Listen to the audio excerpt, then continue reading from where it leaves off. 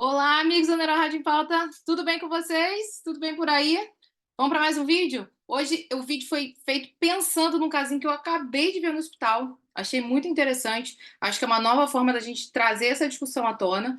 E fui procurar um artigo aqui que desse uma resumida boa do que dá para a gente falar sobre essa doença, que é a MOGAD. Então, já tem artigo, já tem outros vídeos aqui no canal falando sobre a doença do MOG, falando sobre o diagnóstico diferencial, como é feito com a esclerose múltipla, com o NMO, mas eu acho que sempre é bom a gente trazer mais informações sobre isso, tanto para o público que está laudando, que está pensando nesse diagnóstico, quanto para o público que recebe esse diagnóstico, né? E aí, o que eu faço? O que é essa doença MOGAD?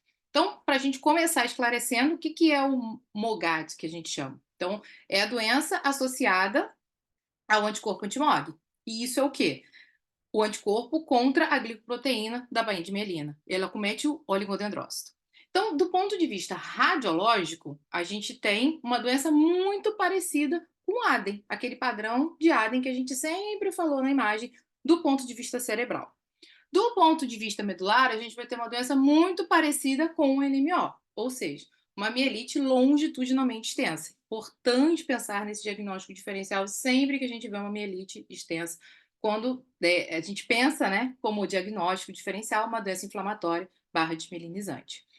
E como é que eu vou fazer isso na prática? Quando eu olho por exame, quando é que eu vou pensar assim, meu Deus, será que é MOG, será que não é? Será que eu escrevo isso no laudo? Que tipo de informação eu ligo para o neurologista e falo, olha, pensa nisso, né? Posso botar MOGAD? Será que dá? Será que não dá? Então, assim, isso é uma doença nova, a gente está conhecendo, a gente está afirmando conceitos em relação ao MOGAD agora, né? Tanto que agora, em 2023, ano passado, está fresquinho, saiu um artigo mostrando quais critérios seriam clínicos e radiológicos para o diagnóstico dessa doença. É óbvio que é uma doença autoimune, imunomediada, como a gente chama. Tem que ter a presença do anticorpo. Então, pode ter um achado de imagem bem característico, mas se o anticorpo não for positivo, fica difícil da gente falar, bater ali o martelo que é mole. Mas do ponto de vista radiológico, tem coisas que dá para a gente sugerir e até levantar essa bola. Falar, olha, pede um anticorpo, que pode ser uma boa, pode vir positivo. Olha, talvez não venha positivo agora, acompanhe, vamos ver se vai ter outro surto. De repente, num próximo surto, a gente consegue um anticorpo positivo. Ou para os pacientes que não têm como dosar, a gente sabe que esses anticorpos às vezes são caros, são difíceis de conseguir, dependendo do lugar que você está, não é simples conseguir essa dosagem. É um dos pensamentos que a gente pode ter. Olha, por imagem, a gente precisa do anticorpo para confirmar o diagnóstico, sim. Mas se eu não tenho como dosar esse anticorpo, alguns aspectos da imagem pode deixar sempre aquela possibilidade diagnóstica. Isso é bastante importante, principalmente quando a gente está frente a um paciente com suspeita de NMO, com suspeita de EM e, claro, apesar da gente estar falando de um pool de doença inflamatória que leva a desmielinização também, perda neuronal, perda tecidual, a gente está falando de doenças que têm tratamentos diferentes. Então, não dá para a gente achar que qualquer um desses está valendo, né? Porque, no fim, o tratamento é diferente. Então, a gente precisa ter certeza sobre o que está sendo visto, sobre o que a gente está vendo por imagem, para acertar no diagnóstico e ajudar o paciente de uma forma bem efetiva. Então, eu trouxe aqui, deixa eu compartilhar a tela com vocês. Eu trouxe aqui um artiguinho que botei aqui no Google rápido. Ele é bem interessante porque ele traz exatamente, ele é um artigo egípcio, mas ele traz exatamente pontos da ressonância que a gente tem que pensar nessa diferenciação, né? Do MOG, que é uma doença autoimune relacionada a uma oligodendropatia, com a neuromielite óptica, que é uma doença do astrócito, do pé do astrócito, do canal de acoporina 4, então uma astrocitopatia, e da esclerose múltipla, que é uma doença que envolve algum grau de autoimunidade. A gente não tem um autoanticorpo específico, mas a gente sabe que tem uma ativação de linfócito que leva à destruição também de células cerebrais, incluindo da bainha de mielina. Então, todo mundo muito parecido, todo mundo há 20 anos atrás tratado de forma igual, como se fossem espectros diferentes de uma mesma doença, e hoje a gente entende que são doenças diferentes, com etiologias diferentes, né? Então, assim, quem está muito envolvido com essa questão da doença inflamatória, autoimune e desmielinizante, percebe o avanço de conhecimento que a gente teve nesses últimos anos, principalmente nos últimos 15, 20 anos, de conhecer a doença, de diagnosticar da maneira correta, tanto clinicamente quanto do ponto de vista de sorologia, né? E da imagem também, principalmente, e do quanto isso evoluiu também de tratamento. Não dá mais para botar todo mundo no mesmo saco de gato. As doenças são diferentes, as abordagens têm que ser diferentes e a gente tem que se esforçar ao máximo para conseguir fornecer todas essas informações no laudo. A troca, contatinho é essencial. Assistir os vídeos aqui do Neurorádio em Pauta também é essencial. E, na dúvida, fazer uma teleconsulta para reavaliação da imagem. Por que não? Para ver se realmente tem sinais radiológicos que podem ajudar nessa divisão de etiologias que é tão crucial para conseguir fazer o tratamento. Então, quando ele já passa aqui, né, do ponto de vista, a gente tem que considerar aqui 3 pontos de vista. Então, a gente vai falar sobre o crânio, sobre as órbitas, né, o nervo óptico e sobre a medula, e envolvendo doenças irmãs, mas diferentes. Então, do ponto de vista de crânio, a gente vai sempre pensar com o aspecto radiológico de Aden, de uma encefalopatia, né, que tem esse envolvimento extenso, que pode pegar muito núcleos da base, que pode ter a lesão algodonosa clássica, né, com hipersinal no T2 e na sequência flare, que pode ter focos de realce pelo meio de contraste, uns focos irregulares, umas lesões descontínuas com captação de contraste, que mostram a banda de progressão de inflamação, né? São lesões que todas vão realçar ao mesmo tempo, porque elas começaram ao mesmo tempo, o que é diferente, por exemplo, do critério de disseminação no tempo da esclerose múltipla, que a gente sabe que precisam ter lesões que realcem, que não realcem, para mostrar que elas estão em momentos diferentes de atividade inflamatória, que não é o que acontece no MOG. Isso muitas vezes também vai fazer diagnóstico diferencial com o que muita gente já chamou de lesão tumefativa da esclerose múltipla.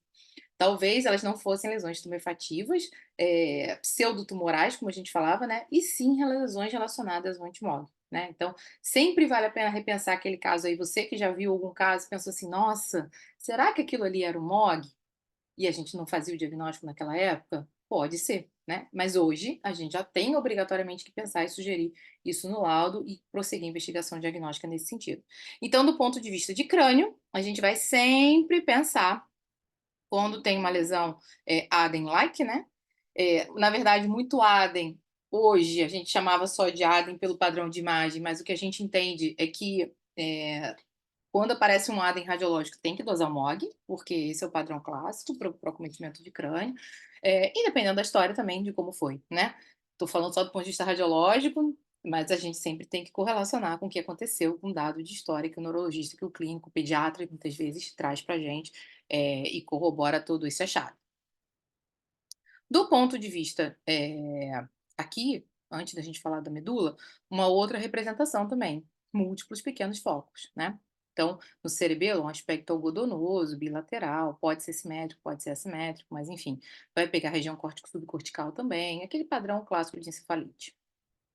Quando a gente olha para a medula, aí já é diferente. Aqui o diagnóstico vai ser não com esclerose múltipla, e sim com a neuromielite óptica, usando, né, o termo dentro do guarda-chuva de mielite longitudinalmente extensa.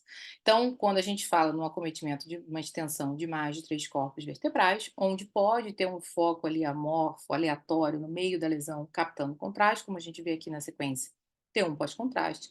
Mas o que é muito característico e quando aparece ajuda muito a gente a definir esse diagnóstico, a sugerir esse diagnóstico do ponto de vista radiológico, é o envolvimento muito claro do H medular. Então, aqui no axial T2, a gente vê o H medular bem brilhante, né? Não é um acometimento de cordão lateral, não é um acometimento de cordão posterior, anterior, não é um acometimento periaquedutal que a gente vê na NMO, que borra isso tudo aqui. É um acometimento do H. Então, o H medular brilhante no meio dessa lesão aqui, quando a gente olha no plano sagital que brilha, é muito característico de MOG. Então, tem que fazer a gente suspeitar isso no laudo. Como é que eu escrevo? Vai colocar que tem um hipersinal extenso, que acomete predominantemente o H medular e que deve-se pensar, considerar a possibilidade de MOG. Falei isso hoje para o médico que trabalha comigo, para a gente colocar, sugerir isso, ligar para o neurologista, falar, né, que vale a pena dosar, porque agora que a gente está na fase aguda é o momento de conseguir esse MOG positivo. Então, dosar de preferência antes de fazer corticóide ou qualquer outra coisa, para a gente não correr o risco desse anticorpo evaporar e o diagnóstico não sair da maneira correta. Mas é a principal suspeição. Todo MOG vai ver assim, Fernanda? Não. Mas se a gente está vendo, aí sim, é ótimo para a gente sugerir, tá? Então, essa é a nossa virada de chave aqui, é a informação chave desse vídeo. Viu um H medular brilhante, pensar em MOG. Se você quer saber melhor como laudar isso, não deixe de entrar no curso Princípios de Ressonância Magnética, porque lá tem muito mais informação sobre essa doença, sobre todos esses diagnósticos diferenciais, como vocês conseguem entender melhor por onde navegar na imagem usando os dados, né, da ressonância magnética. E por último, aqui bem rapidinho, queria falar um pouquinho da órbita, essa imagem que não tá legal, mas quando a gente pensa em neurite óptica relacionada ao MOGAD, a gente também vai falar de uma neurite óptica que é extensa. Então, de novo, vai fazer diagnóstico diferencial com as neurites da neuromielite óptica, não a neurite óptica relacionada à esclerose múltipla, que normalmente são lesões mais curtas em extensão e mais brandas, né? O que essa neurite é diferente da NMO é que ela tem um prognóstico melhor, mas ela pode ser também extensa, pegar todo o comprimento do nervo óptico, também pode pegar quiasma óptico e faz o que a gente chama de perineurite, que é a inflamação em volta do nervo, que a gente não está vendo aqui nessa imagem. Tem mais vídeo aqui no canal falando sobre isso. E aproveita, já deixa um comentário aqui se você quer saber mais sobre perineurite, para a gente ter uma outra conversa falando sobre neurite óptica, para você entender mais como você vai conseguir ajudar a dar o diagnóstico de MOGAD no seu paciente, que pode ter uma mielite extensa, pode ter uma neurite extensa, pode ter uma lesão de aspecto tumefativa, para você não ficar mais na dúvida de para quem eu olho aqui, né? Isso pode ser complicado no dia a dia, o quadro clínico é muito parecido. Às vezes as imagens, sim, são muito parecidas. Onde termina uma, começa a outra. A gente sabe que existe muita interposição. Eu falo muito para os pacientes que me procuram. Infelizmente, às vezes eu não consigo dar o diagnóstico de primeira. É frustrante, é difícil, mas é real. Mas quanto mais informação a gente consegue somar disso tudo, mais rápido a gente consegue lançar essa suspeita diagnóstica, mais rápido fomos atrás do anticorpo, mais rápido a gente fecha esse diagnóstico. Então, aproveita, já me conta aqui nos comentários o que vocês acharam mais interessante desse vídeo. Já me conta se você já sabia dessa possibilidade do H medular brilhante nas mielite longitudinalmente extensas e não deixe de sugerir qual o próximo vídeo que você gostaria de ver aqui no canal. E se você que é radiologista, médico neurologista, clínico, que está querendo saber mais sobre ressonância, não deixe de acessar o Princípio de Ressonância Magnética, vem fazer parte desse grupo, aprenda mais sobre ressonância, sobre sequência e sobre como usar os dados da imagem a favor do diagnóstico do seu paciente. Um abraço e até a próxima.